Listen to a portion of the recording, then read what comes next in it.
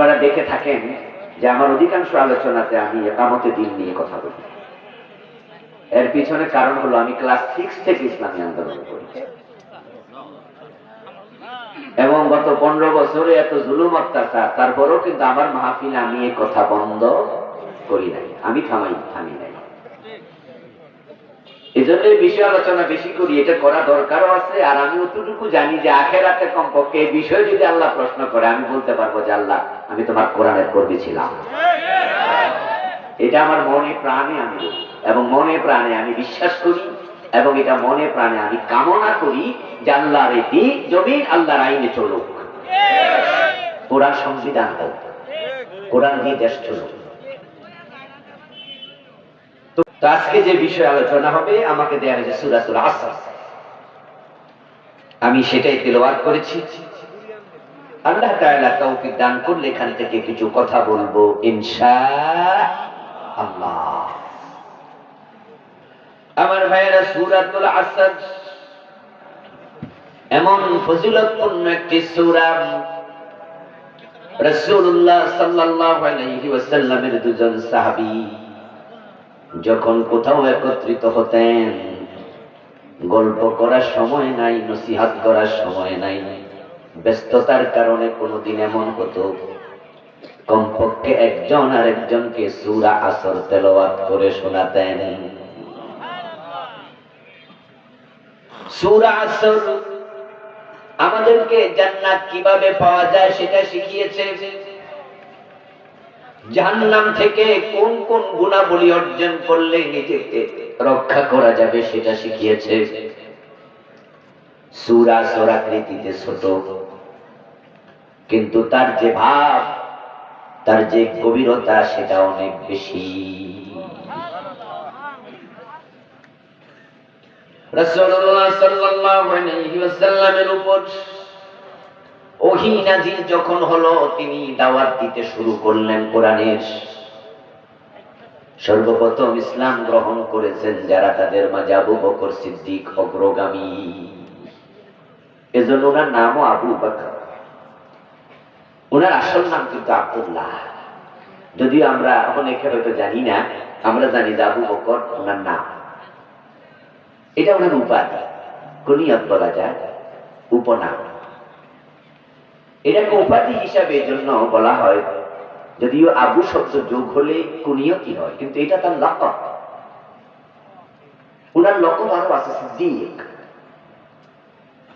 ওনাকে কেন আবু বকর বলা হয়? বকর মানে প্রত্যুষ, এখান থেকে বিকর, ছোট্ট মেয়ে যার বিয়ে হয়নি তাকে বাকেরা বলে। এখান থেকে বকরা মানে সকালবেলা, সাব্বিহুহু বুকরাতান ওয়া আসীলা। বকরা মানে সকাল, আসীল মানে বিকাল। তো বকর শব্দের অর্থ হলো শুরু। ওনাকে এই জন্য আবু বকর বলে, কারণ তিনি ইসলাম গ্রহণ করেছেন সবার শুরুতে। সুবহানাল্লাহ। বকর শব্দটা আরেক অর্থ হলো অগ্রগামী হওয়া। আবু বকর সিদ্দিক ছিলেন আমলের দিক থেকে ইসলামের প্রতিটা কাজে সবার সামনে অগ্রগামী। সুবহানাল্লাহ। উনাকে পিছনে রেখে সাহাবারা আগাতে পারতেন না, উনি এক নাম্বার হয়ে যেতেন। এই জন্য আহলে সুন্নাত ওয়াল জামাতের আকীদা হচ্ছে আফজালুল বাশার, আফজালুন নাস বাদাল আম্বিয়া আবু বকর সিদ্দিক। নবীদের পরে সকল মানুষের মাঝে আবু বকর সিদ্দিকের রোল নাম্বার কত? সবার তিনি সেরা মানুষ। আবু বকর সিদ্দিক রাদিয়াল্লাহু তাআলা আনহুকে জন্য আবু বকর বলা হতো, কারণ তিনি সব কাজে ছিলেন অগ্রগামী। তো প্রিয় নবীজির দাওয়াতে তিনি শুরুতে ইসলাম গ্রহণ করলেন। এখন রাসূলুল্লাহর সাথে এত বেশি সময় উনি দেন। উনি ছিলেন মক্কার একজন সফল ব্যবসায়ী, কিন্তু এখন ব্যবসায় সময় দেওয়ার সুযোগ তার কম। উনার যে পুঁজি ছিল ইসলামের পক্ষে খরচ করতে শুরু করলেন। আপনারা জেনে থাকবেন হযরত বেলাল রাদিয়াল্লাহু তাআলা আনহু তিনি গোলাম ছিলেন। উনার যে মনিব ছিল জালেম, ঈমান গ্রহণ করার কারণে হযরত বেলালকে গলায় রশি লাগাইয়া টানছে। আবু বকর সিদ্দিক রাদিয়াল্লাহু তাআলা ওনার পুঁজি থেকে জমানো টাকা থেকে টাকা দিয়া হযরত বেলালকে কিনে নিয়ে মুক্ত করে দিয়েছেন। ইসলামের জন্য আবু বকর যখন অকাতরে টাকা পয়সা খরচ করতে শুরু করলেন, ব্যবসায় পুঁজিও কমে গেল। তো মক্কায় ওনার একজন ঘনিষ্ঠ প্রিয়জন ব্যবসায়ী ছিলেন, যিনি ছিলেন অমুসলিম। একদিন সে আবু বকর সিদ্দিক রাদিয়াল্লাহু তাআলা আনহুর বাড়িতে এসে বলল, আবু বকর, যখন থেকে তুমি মুহাম্মাদের সাথে চলতে শুরু করেছো, তোমার তখন থেকে লস শুরু, ক্ষতি শুরু, ধ্বংস শুরু।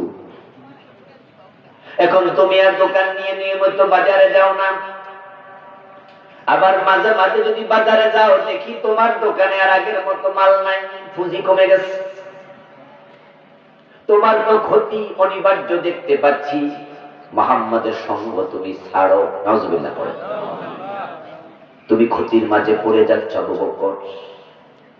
এই কথাগুলো বলে উনার মুসলিম ব্যবসায়ী বন্ধু চলে গেল। আল্লাহ তাআলা ওই লোকের কথার প্রতিবাদ করে সূরা আসর নাযিল করলেন। সুবহানাল্লাহ। আল্লাহ বললেন, না না, আবু বকর ক্ষতিতে নাই, বরং ক্ষতিতে আছে কাফের মুশরিক। ঠিক কি না?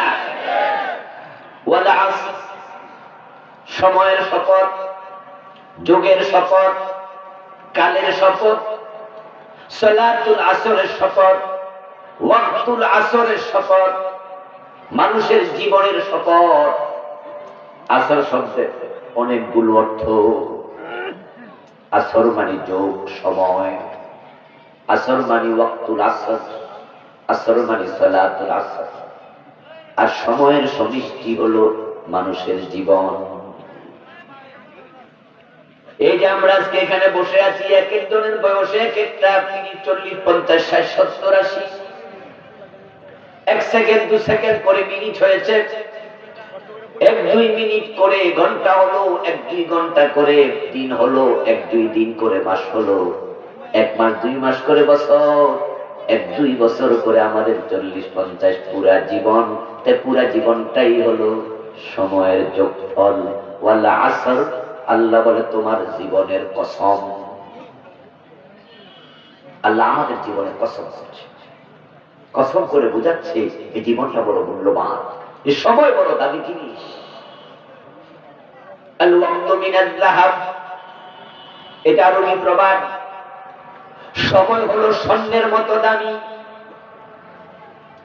এই জমিনে সময় বড় দামি জিনিস, কিন্তু সময়ের অপচয় হয় সবচেয়ে বেশি। আর মানুষ তারা সময়কে মূল্য দিতে অনেকেই জানে না। ক্রিকেট খেলতে খেলতে নাকি 3 দিন চালাইয়া দেয়, কি ম্যাচ নাকি আছে 3 দিনের।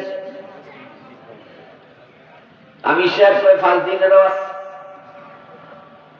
সিনেমা দেখতে দেখতে 3 দিন আপনার 3 ঘন্টা শেষ করে ফেলে। ক্রিকেট খেলা দেখার জন্য নাকি বাংলাদেশ থেকে অস্ট্রেলিয়া টিকিট কেটে চলে যায়। ও মানুষ, তোমাকে খেলাধুলার সময় অপচয় করার জন্য বানানো হয় নাই। আমাকে তোমাকে বানানোর পিছনে আল্লাহর উদ্দেশ্য আছে না নাই? আপনি বেঁচে থাকতে আল্লাহ তাআলার কি পরিমাণ নিয়ামত লাগতেছে আপনি কি ভাবেন?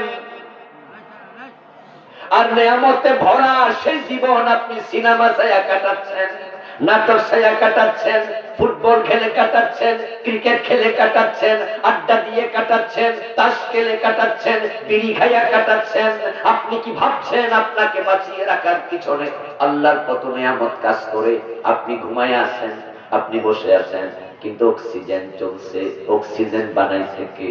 আল্লাহ। আপনি যে বসে আছেন আড্ডায়, সেখানে বাতাস গ্রহণ করছেন, বাতাস দিছে কে? আপনার ফুসফুস কাজ করতেছে, সেটা চলমান রাখছে কে?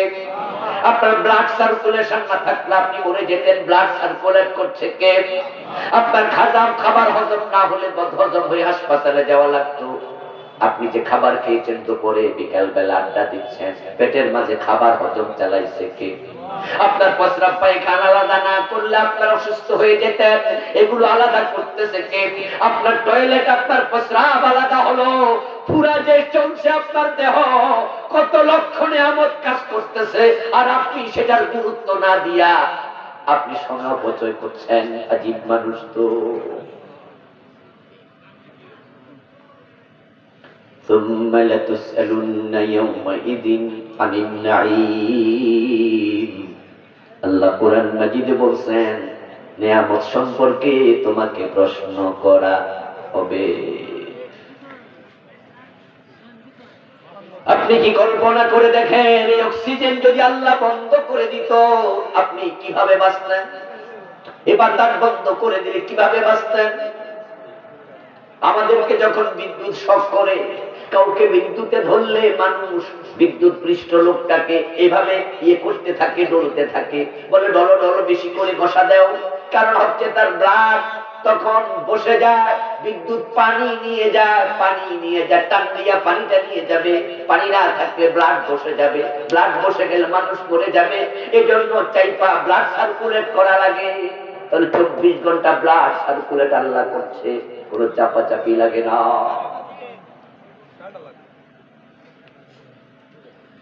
এই যে চোখের মাঝে যদি পানি না থাকতো, তাহলে চোখের আলো নিভে যেত। চোখের মাঝে 24 ঘন্টা পানি জমায়া রাখছে কে? বগলের তলে হাত দিয়ে দেখেন, প্রচন্ড শীতের মাঝে শরীর গরম। যদি আল্লাহ দুইটা বাল্ব এখানে না চালায়া রাখতো, মানুষের দেহটা শীতে হিম হয়ে যেত, হিম হয়ে মানুষ মরে যেত। ওই 24 ঘন্টা বাল্ব গুলা জ্বালায়া রাখছে কে? এত নিয়ামত আল্লাহ দিল, আর তুমি সময়ের গুরুত্ব দিলা না। ওয়াল আসর, তোমার জীবনের কসম, সময়ের কসম।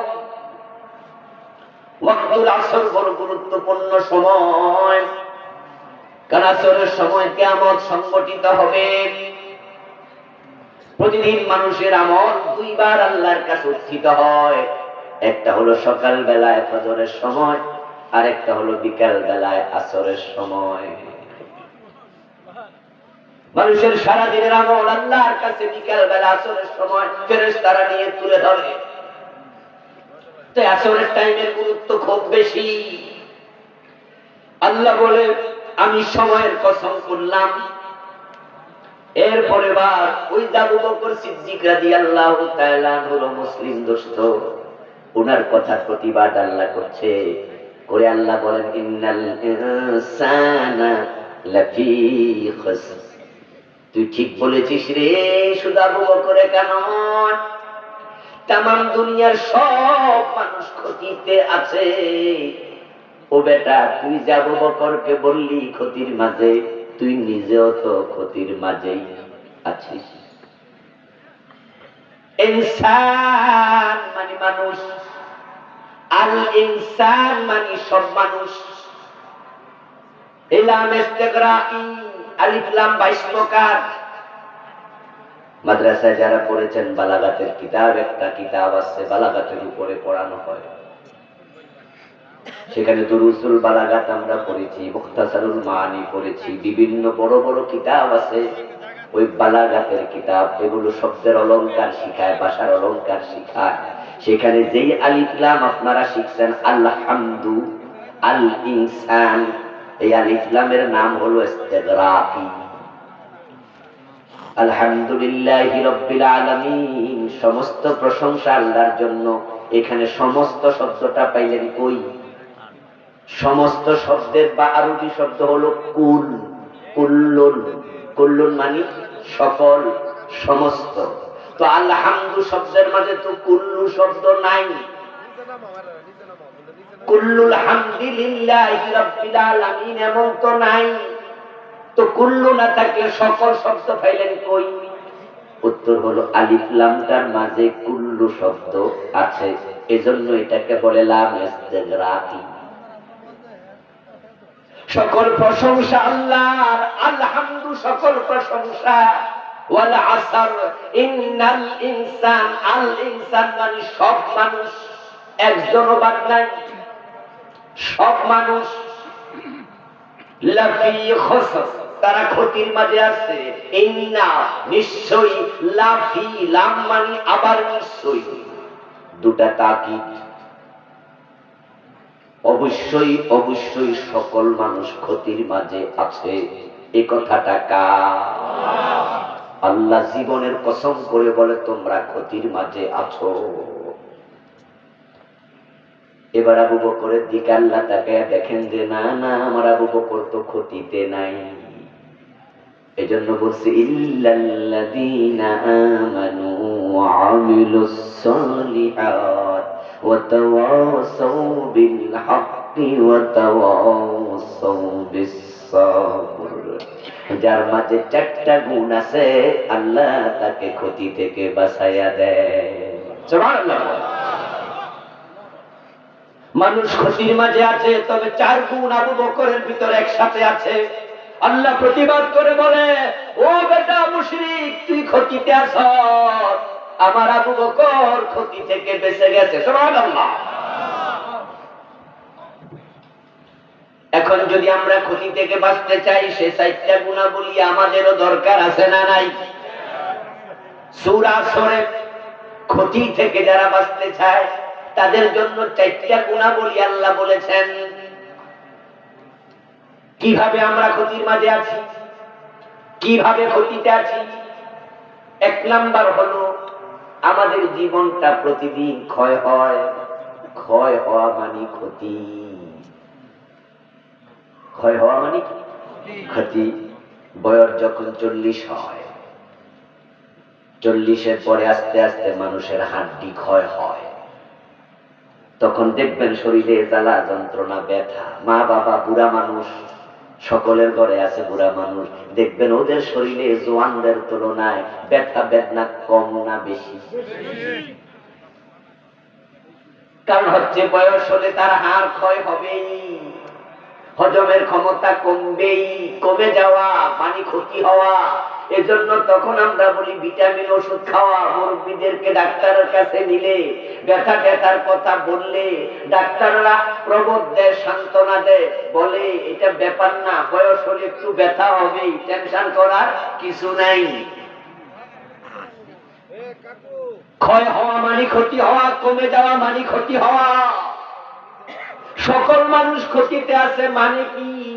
মানে হলো আমাদের সবার জন্য বরাদ্দ যে হায়াত, প্রতিদিন এটা বাড়তেছে না কমতেছে? সবাই ক্ষতির মাঝেই আছে।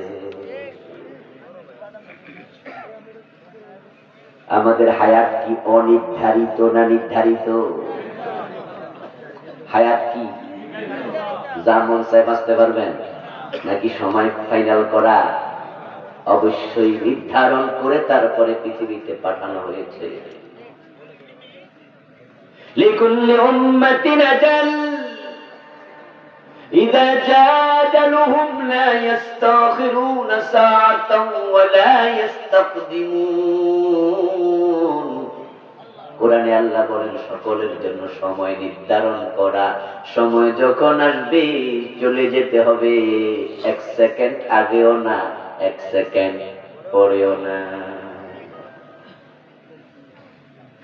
লা ইউখিরাল্লাহু নাফসান ইযা জাআ আজালুহা। কোরআনের আয়াত। সময় যখন আসবে আল্লাহ কারো জন্য একটু তাখির করে না, সময় মতোই শেষ। নবী সুলাইমানের মতো ব্যক্তিকে মাটিতে বসতে দেয়া হয় নাই, শুইতে দেয়া হয় নাই। দাঁড়ানো অবস্থায় জিবরিল জান কবজ করে, মালাকুল মউত জান কবজ করে নিয়ে গেছে। হাতে লাঠিতে ভর দেয়া অবস্থায় সুলাইমান আলাইহিস সালাম ইন্তেকাল করেছেন, বসতে সুযোগ দেয়া হয়নি। মানে কি? দাঁড়ানো অবস্থায় জান কবজ করা হবে, এর মানে কি দাঁড়ানো ছিলেন তখনই সময় শেষ। আজরাইল বলছে সময় আর নাই, বসার সুযোগও নাই, চলেন। মৃত্যুটা আসলে কি? মৃত্যু হলো আল্লাহর একটা হুকুম। রূহ যেমন হুকুম, যে রূহের কারণে আমরা বেঁচে আছি ওটা কি দেখা যায়, ধরা যায়? কোন বিজ্ঞানী, চিকিৎসা বিজ্ঞানী আজ পর্যন্ত খুঁজে পাইছে নাকি রূহটা দেহের কোন জায়গা? একটা ট্রাক যদি আপনার মাজা বরাবর চলে যায় আপনি মরে যাবেন, বুক বরাবর গেলেও মারা যাবেন, এই বরাবর গেলেও মারা যাবেন, মাথা বরাবর গেলেও মারা যাবেন। তো রুহটা কোন জায়গায় থাকে? পুরা বডিতে নাকি? ইয়াসআলুনাকা আনির রূহ কুলির রূহু মিন আমরি রাব্বি। ও প্রিয় নবী, লোকেরা আপনাকে প্রশ্ন করবে রূহ সম্পর্কে, রূহটা আসলে কি? আপনি জবাবে বলুন, রূহটা হলো আমার রবের একটা অর্ডার মাত্র। কুল কুল কুল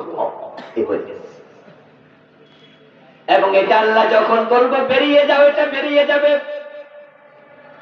ওটা বের হওয়ার জন্য আজরাইল লাগে না। আজরাইল হলো ওসিলা। মূলত মৃত্যু দেন কে? মৃত্যুর মালিক কে? তিনি মৃত্যুর মালিক, তিনি হচ্ছেন জীবনের মালিক। আজরাইল মৃত্যু দেন। আরে ভাই, মৃত্যু দেন কে? আজরাইল আল্লাহ মাধ্যম বানাইছে মাত্র। এবার বলুন তো, আজরাইল কি মরবে না? তো যদি মরার জন্য আজরাইল লাগে, হেরে মারবো কেডা? কথা বলেন না? আজরাইলও তো মরবে। এবং আজরাইল যখন মরবে তখন আল্লাহ আজরাইলকে বলবে বুতিয়া মালাকাল মাউত, এই মৃত্যু ফেরেশতা তুই মরে যা। তখন সেও মরে যাবে। আমার বন্ধু হায়াত নির্ধারিত। প্রিয় নবীজি সাল্লাল্লাহু আলাইহি ওয়াসাল্লাম বলেছেন, মানুষ যখন মায়ের পেটে থাকে তখনই হায়াত ফাইনাল হয়, দুনিয়া আসার পরে নয়, আগে। প্রথম 40 দিন থাকে নুতফা, পানি, বীর্য। দ্বিতীয় 40 দিন আলাকা, রক্তপিণ্ড। তৃতীয় 40 দিন মুদগা, মাংসপিণ্ড। 120 দিন মায়ের পেটে সন্তানের ডিজাইন ফাইনাল হয়। স্ট্রাকচারাল ডিজাইন যখন কমপ্লিট হয়, ফাকাসাউনাল ইযামা লাহমা। আল্লাহ বলেন, আমি তখন ওই মাংসের ভিতরে হাড্ডি ঢুকাইয়া চামড়া দিয়া ঢেকে মানুষ বানাই। ফাতাবারাকাল্লাহু আহসানুল খালিকিন। আল্লাহ কত চমৎকার স্রষ্টা। 120 দিন যাওয়ার পরে আপনার মায়ের পেটে আপনার ডিজাইন কমপ্লিট হলো। As like as a doll, আপনি একটা পুতুল আকৃতি পেয়েছেন, চক্ষু, কর্ণ, নাসিকা, হাত পা সব আছে, কিন্তু আপনার নড়াচড়া নাই, কারণ আপনার এখনো রূহ আসে নাই। রূহ আছে রূহের জগতে, আলমে আরওয়াহ, ওখানে। ডিজাইন যখন কমপ্লিট হলো, রাসূলুল্লাহ সাল্লাল্লাহু আলাইহি ওয়াসাল্লাম বলেন, তখন আল্লাহ তাআলা মায়ের পেটে একজন ফেরেশতা পাঠান।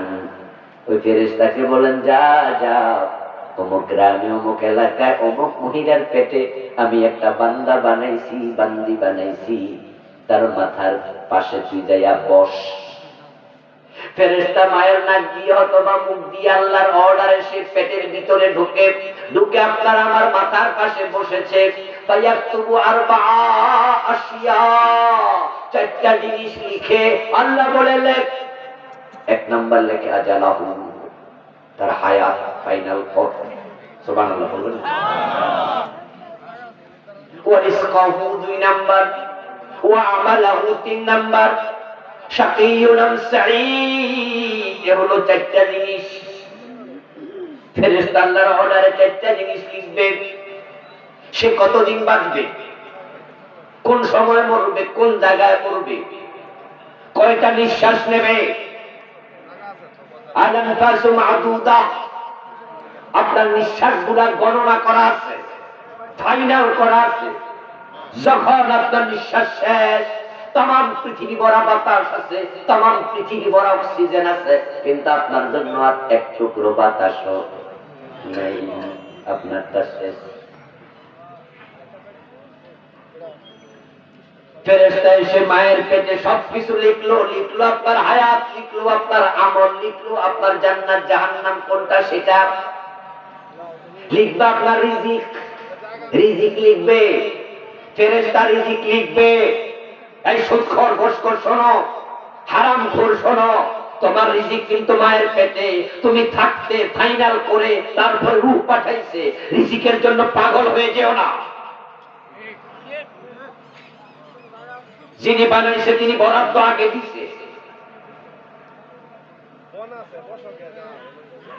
আমার ছেলের বিয়ে, আমার মেয়ের বিয়ে, ওই বিয়েতে আমি আপনাকে দাওয়াত দেব, অথচ আপনার জন্য রান্না করব না, এটা তো পাগলামি, ঠিক না? আমার মেয়ের বিয়েতে, ছেলের বিয়েতে আপনাকে দাওয়াত দিলে রান্না করব না, মানে আমার বেজ্জতি হবে না? আবুল কালাম আজাদ হুজুর উনার মাইয়ার বিয়ে, ছেলের বিয়েতে দাওয়াত দিয়ে নিছে, খানা দেয় নাই। এই জন্য আমরা যারা দাওয়াত দেই, দাওয়াত দেওয়ার পরে বাজার করি, রেডি করে সবকিছু রেডি করে অপেক্ষায় থাকি কখন মেহমান। আপনি কি ভাবছেন আল্লাহ আপনারা বানাইছে রিজিক ছাড়া? তো রিজিকের টেনশন আপনার এত কেন? আপনাকে তো হালাল ভাবে ওসিলা করতে বলছে, কিন্তু আপনি আর আমি ওসিলা না, বরং আমরা রিজিক ছিনাই আনতে চাই, তাই চুরি করে রাখা কি করে, ঠিক না? কি দরকার ছিল? পরের জমি দখল করা কি দরকার ছিল?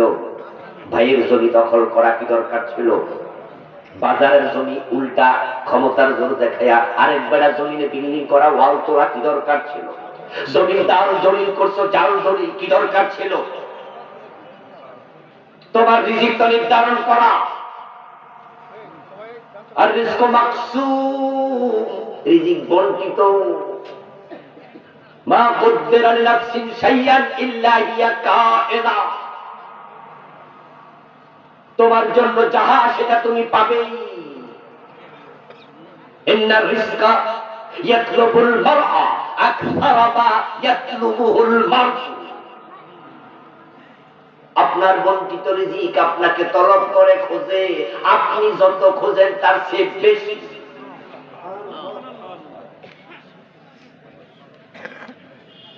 এখন হারামটাও তোমার রিজিক, হালালটাও তোমার রিজিক, অন্যটা আপনি খেতে পারবেন না, অন্যটা খাওয়ার কোনো সুযোগ নাই, তবে এটা আল্লাহ দিয়েছিল হালাল ভাবে, আর আপনি নিজে এটারে হারাম বানাইছেন।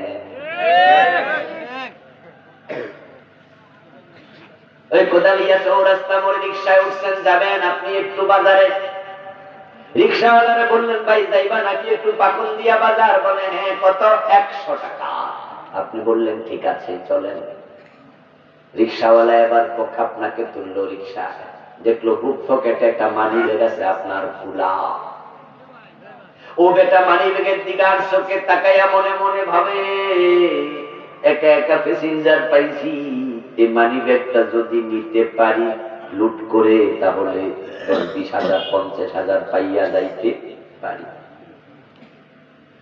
একটু সামনে আগায়া আবার বেটা বলতেছে ভাই বিড়ি খাবেন নাকি, পান খাবেন নাকি? এর মাঝে তার বিড়িতে, তার পানের মাঝে সে মিশায় রাখছে ঘুমের ঔষধ, বেহুশ করার ঔষধ। আর আপনি বললেন যে ভাই দেন এক খেলি পান খাই, বিড়ি খাইলে দেন একটা টান মারি, মারে না? কিরে ভাই হ্যাঁ কয় না, হো কয় না, কি কথা কি বুঝাইতেছে না? কি শীতে কি ধরে গেছে না? বেশি মনোযোগ দিচ্ছে, এই জন্য ভুলেই যাইতেছে কি অবস্থা। কি মনোযোগ আসেনি? এখন আপনি দিলেন বিড়িতে টান, টান দেওয়ার 5 সেকেন্ড 10 সেকেন্ড 1 মিনিট পরে আপনি এরকম করে ঢুলতেছেন, রিক্সাওয়ালা আস্তে করে আপনাকে পাঁজা কলা করে ধরে রিক্সা থেকে নামাইয়া রাস্তার পাশে গাছতলায় বইয়া আস্তে করে পকেটের মানি ব্যাগটা লইয়া রিক্সা মারছে টান। এখন সামনে যাই আস্তে করে এবার মানি ব্যাগটা খুললা চায়, মানি ব্যাগের ভিতরে শুধু কাগজ আর কাগজ, টাকা আছে 100। কিছু লোকের মানি ব্যাগে বিভিন্ন কাগজ টাগজ থাকে না? রিক্সাওয়ালা কপালে থাপড়াইয়া কয় কামড়া হইল কি? কত টাকা পাইছে? কথা বলতে হবে তো। কত পাইছে? পাকন দিয়া পৌঁছায় দিলে পাইতো কত? এর মানে রিক্সাওয়ালার রিজিকে আছে কত? এবার প্রশ্নের উত্তর দেন। পাকন দিয়া পৌঁছাইলে হয়তো হালাল, রাস্তার মাঝখানে বাটপারি করছে, এখন 100 টাকা হালাল না হারাম? আল্লাহ হারাম বানাইছিল না বেডা বানাইছে?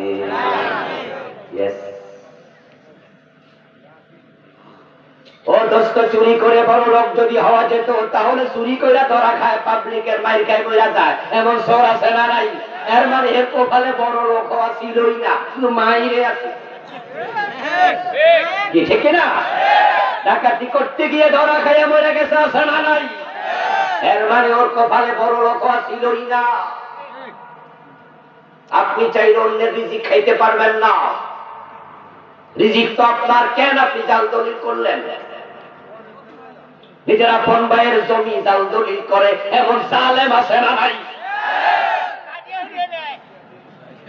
নিজের বোনের জমিটা দেয় না, আপন বোন, আপন বোন, মায়ের পেটের বোন, বাপ মরে গেছে, মা মরে গেছে 7 বছর 14 বছর, নিজেরটাও খায়, বোনেরটাও খায়, ওয়ারিসের হক দেয় না।